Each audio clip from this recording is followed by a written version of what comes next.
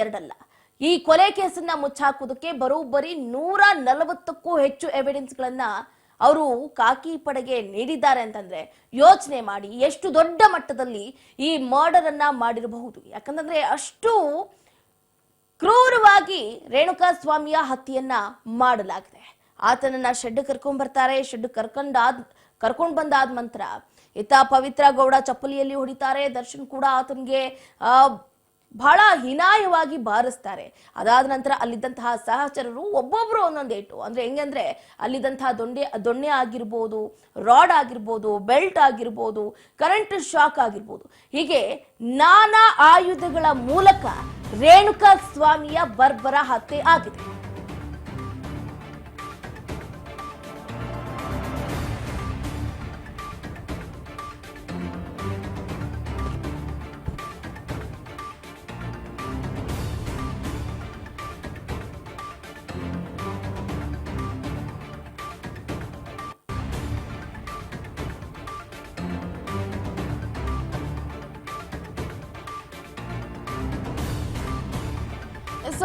ಯಾರಿಗೇನು ಗೊತ್ತಾಗೋದಿಲ್ಲ. ನಾವು ಫೋನಲ್ಲಿ ಇರುವಂತಹ ಫೋಟೋಸ್ಗಳಾಗಿರ್ಬೋದು, ವಿಡಿಯೋಸ್ಗಳಾಗಿರ್ಬೋದು ಡಿಲೀಟ್ ಮಾಡಿಬಿಟ್ರೆ ಯಾರಿಗೂ ಗೊತ್ತಾಗಲ್ಲ ಅಂತ ಅಂದ್ಕೊಳ್ತಾರೆ. ಬಟ್ ಅದು ಸಾಧ್ಯನೇ ಇಲ್ಲ. ಎಲ್ಲವನ್ನು ಕೂಡ ನಾವು ರಿಟ್ರೀವ್ ಮಾಡ್ಕೋಬಹುದು. ಆ ಆಪ್ಷನ್ ಪೊಲೀಸ್ ಅಧಿಕಾರಿಗಳಿಗೆ ಇರುತ್ತೆ. ಇದೀಗ ಏನು ವಶಕ್ಕೆ ಪಡೆದಿದ್ದಾರಲ್ಲ ಮೊಬೈಲ್ಗಳನ್ನ, ಅದರಲ್ಲಿ ಇರುವಂತಹ ಎವಿಡೆನ್ಸ್ಗಳನ್ನ ಕಲೆಕ್ಟ್ ಮಾಡೋದಕ್ಕೆ ಅಧಿಕಾರಿಗಳು ಮುಂದಾಗ್ತಿದ್ದಾರೆ. ಕೊಲೆ ಬಳಿಕ ಆರೋಪಿಗಳು ತಮ್ಮ ಕರೆಗಳ ಡೇಟಾ ಕೂಡ ಕಂಪ್ಲೀಟ್ ಎರೇಸ್ ಮಾಡಿಬಿಟ್ಟಿದ್ದಾರೆ, ನಿಷ್ಕ್ರಿಯಗೊಳಿಸಿದ್ದಾರೆ. ಹಾಗಾಗಿ ಕೋರ್ಟ್ನ ಅನುಮತಿಯನ್ನ ಪಡ್ಕೊಂಡು ಸಿಮ್ ರೀಆಕ್ಸೆಸ್ ಮಾಡ್ತಾರೆ.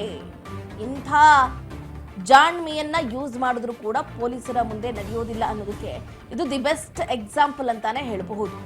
ಯಾಕಂದ್ರೆ ತಪ್ಪು ಮಾಡಿರೋರು ಚಾಪೆ ಕೆಳಗಡೆ ನುಗ್ಗಿದ್ರೆ ಪೊಲೀಸರು ರಂಗೋಲಿ ಕೆಳಗೇನೆ ನುಗ್ತಾರೆ. ಹಾಗಾಗಿ ಏನೇನು ಎವಿಡೆನ್ಸ್ಗಳು ಬೇಕೋ ಅದೆಲ್ಲವನ್ನು ಕೂಡ ಕಲೆಕ್ಟ್ ಮಾಡ್ತಿದ್ದಾರೆ. ಈ ವೆಬ್ ಆಪ್ ಮೂಲಕ ಎಲ್ಲವನ್ನು ಕೂಡ ರಿಟ್ರೀವ್ ಮಾಡ್ಕೊಳ್ಳೋದಕ್ಕೆ ಸುಲಭ ಆಗುತ್ತೆ ಅನ್ನುವಂಥ ನಿಟ್ಟಲ್ಲಿ ಮೊದಲು ಕೋರ್ಟ್ನ ಅನುಮತಿಯನ್ನ ಪಡ್ಕೊಂಡು ಅದಾದ ನಂತರ ಹೊಸ ಸಿಮ್ಗಳನ್ನು ಕೂಡ ಪಡೆಯುವುದಕ್ಕೆ ಅಧಿಕಾರಿಗಳು ಮುಂದಾಗ್ತಾ ಇರುವಂಥದ್ದು.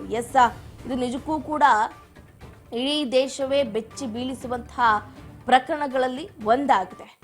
ಒಬ್ಬ ವ್ಯಕ್ತಿಯನ್ನ ಹೇಗೆಲ್ಲ ಚಿತ್ರಹಿಂಸೆಯನ್ನ ಕೊಟ್ಟು ಸಾಯಿಸಬಹುದು, ಅಷ್ಟು ಕ್ರೂರವಾಗಿ ಆ ರೇಣುಕಾಸ್ವಾಮಿಯನ್ನ ಬರ್ಬರವಾಗಿ ಹತ್ಯೆ ಮಾಡಿದ್ದಾರೆ.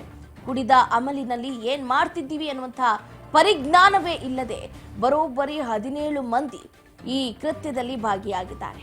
ಅದಾದ ನಂತರ ಎಲ್ಲಿ ಸಿಕ್ಕಾಕೊಂಡ್ಬಿಡ್ತೀವೋ ಅನ್ನುವಂಥ ಭಯದಲ್ಲಿ ಎಲ್ಲರ ಮೊಬೈಲ್ನಲ್ಲಿ ಇರುವಂತಹ ಡಾಕ್ಯುಮೆಂಟ್ಸ್ಗಳನ್ನ, ಫೋಟೋಸ್ಗಳನ್ನ, ವಿಡಿಯೋಸ್ಗಳನ್ನ ಡಿಲೀಟ್ ಮಾಡಿ ಅದಾದ ನಂತರ ಯಾರ್ಯಾರಿಗೆಲ್ಲ ಕರೆ ಮಾಡಿದ್ವಿ, ವಾಟ್ಸಾಪ್ ಇಂದ ಕರೆ ಮಾಡಿದ್ರೆ ಅಲ್ಲೂ ಕೂಡ ಡಿಲೀಟ್ ಮಾಡಿದ್ದಾರೆ.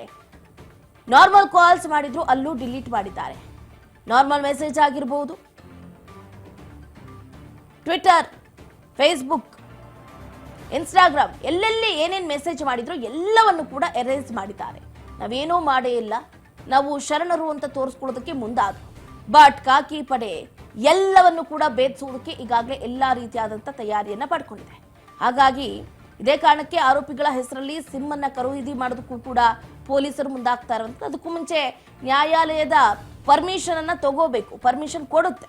ಇದೀಗ ವಶಕ್ಕೆ ಪಡೆದಿರುವಂತಹ ಮೊಬೈಲ್ಗಳನ್ನ ರಿಟ್ರೀವ್ ಮಾಡ್ತಾರೆ.